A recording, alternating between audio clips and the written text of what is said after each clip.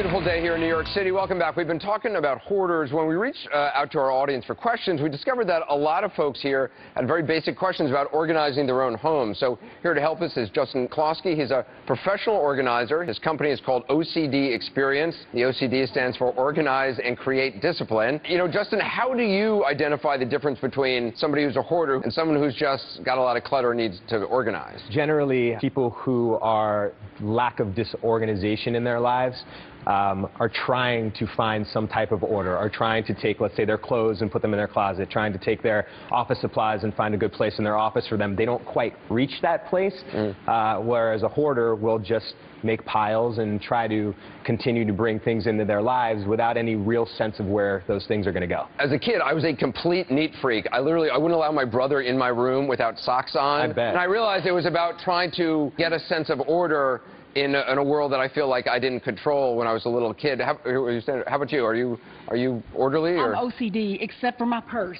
Oh yeah? Yes. I can't find anything Can in I it. see your purse? Sure. It's pretty heavy. It's pretty heavy? Yeah. Wow, your purse, no, that is like a backpack of heavy. That's well, like... But I'm always afraid I'm going to need something, so I think we got a photo here of... oh, yes. You got an umbrella in here. Look at my GPS, Justin, my iPod. You got a GPS device? What are you... We're on vacation. What are you, tracking somebody? Well, we're going downtown today. All right, Justin, what do you advise for a purse? A lot of women use their purse for the what-ifs, right? Yeah. The idea is to make sure whatever you're putting in your purse, you're going to use that day. And after that day is done, assess it. Say, okay, what didn't I use? What did I use? And then every day, everybody, empty your purse out. Completely? Well, mentally, yes, completely. But there are things you can, of course, leave in there. You know, your wallet, if you're going to use it the next... I didn't bring my checkbook with me. See, I'm That's on good. vacation. That's I just good. take that out of my purse. You don't, I mean, keep one check maybe in your wallet. Oh. You don't need your whole checkbook. You don't do that? I do. I have one check in my wallet. You're a man, though. You put it in your, that's why I have a purse. You can put your checkbook in there. That's why women carry purses. But seriously, how many women in here don't empty their purse after every day? Really? No. Wow. And let's see, maybe check it at the end of every day and actually do the maintenance. So, okay, so now I was about right, 85%. Yeah. So it's the discipline in OCD, Organize, Create Discipline, the discipline of every day making sure that you know what's in your purse and it's going to benefit your day in some way, shape, or form. You think you can do that? You can do it. Maybe when I get home. Not on vacation, though. Well, you know, just commit. You're on vacation, you should have a lighter purse. You should be freer and happier. You know, like Book of Mormon tickets, Hugh Jackman tickets, you don't want to lose any of that stuff. Theater tickets are little thin pieces of paper. You got a brick in there. Well, you shouldn't be lugging around all your tickets with you at all the times because you could lose them. Well, I'm afraid somebody will steal them at the hotel. Oh, Lord. Okay, we got issues here. All right, thank you very much. What else? Here. How about you? I have a catch-all closet.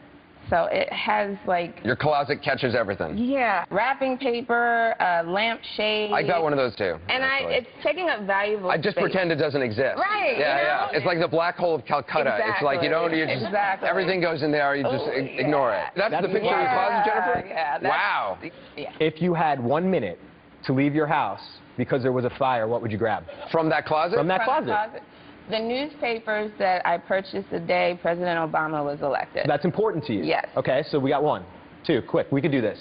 Photos from kindergarten. Perfect. Photos, newspapers. 3. Wrapping paper. You would not take wrapping paper? What are you talking about? There's a fire. Oh, yeah, the wrapping paper. Jennifer, during a fire, I don't want to be anywhere near you. But you'll have great gifts wrapped up really pretty. The reason why I asked you this question is because those are the 2 most important things that you can't replace. When you're organizing a closet like this, make sure the contents in it are serving you a purpose. Make sure that if you are a photographer, you have an area in that closet designated for your photography supplies. Your camera can go in there, the books that can go with it. If you like to wrap, have a section in there for wrapping paper, Christmas gifts, things like that. Separate it so when you walk into it, there's some peace of mind. It's interesting. I mean, so many people do have this clutter issue. Oh, absolutely. I mean, we all have our attachment to things. I mean, everybody in here has attachment to something, typically. Although I heard you didn't really have much attachment to anything. I got attachment to a lot of stuff, but I have them organized in, like I collected toy soldiers when I was a kid. Oh, okay. I have them organized in boxes because I'm, you know, annoying like that. But I like to have that sense of order. But you know, I get the clutter closet. That I totally understand. Coming up, Justin has a 3-step plan to declutter your house. That's next. We'll be right back.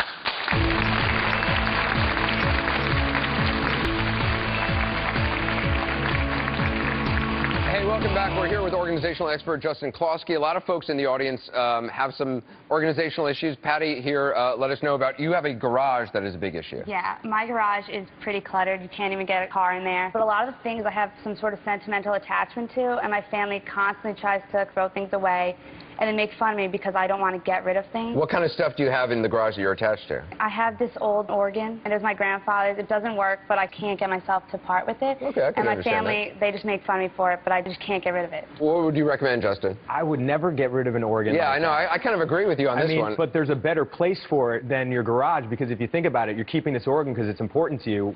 I'd bring it into the house and use it as something sentimental to talk about when you have guests over. This is my grandfather's organ. It doesn't work, but at least use it as a piece. You can also refinish it. And what other things do you have in the garage? I just have old games and just things I've collected over the years. Are they serving any purpose in your life?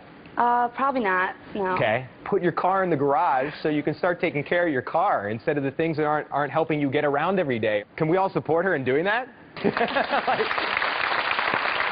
The other thing I do with, like, old games, I get the old game thing because, like, there's a sentimental attachment to it. What I actually did was I had, like, 4 or 5 old games. I whittled it down to the one game that sort of represented all the other games. I actually framed the game board. I look at it. I actually kind of see it regularly. It reminds me of my childhood, and it's kind of nice and interesting. It's always a conversation starter. I would do the same, Jennifer, with the Obama newspaper that's so important to you. Why have it in some closet? Why not put a frame around it? Yeah. All right. Totally. Thanks so much. All right, let me come over here. What do we got here? Okay, so we have a bunch of organization tools. All right, so you have like 3 big tips for helping people declutter their house. Yes. Okay. Purge. So what do you mean by purging? Because that implies vomiting over everything in my mind.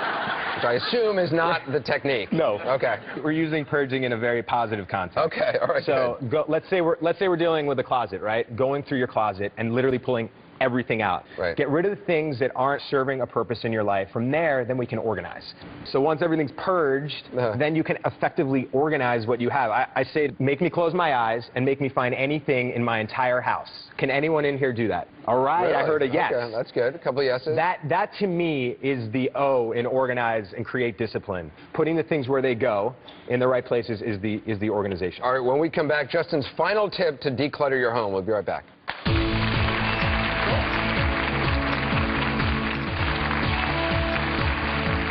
Hey, we're back with Justin Klosky. He's explaining how to declutter your home. He's got 3 tips. We've had 2 already. The first one was purge. Correct. Second one was organize. Yes. And we'll get to the third one in a minute. But first, what are these different props here? These are all props that could aid in helping everyone here and at home get organized. Okay. Starting from a DVD CD case.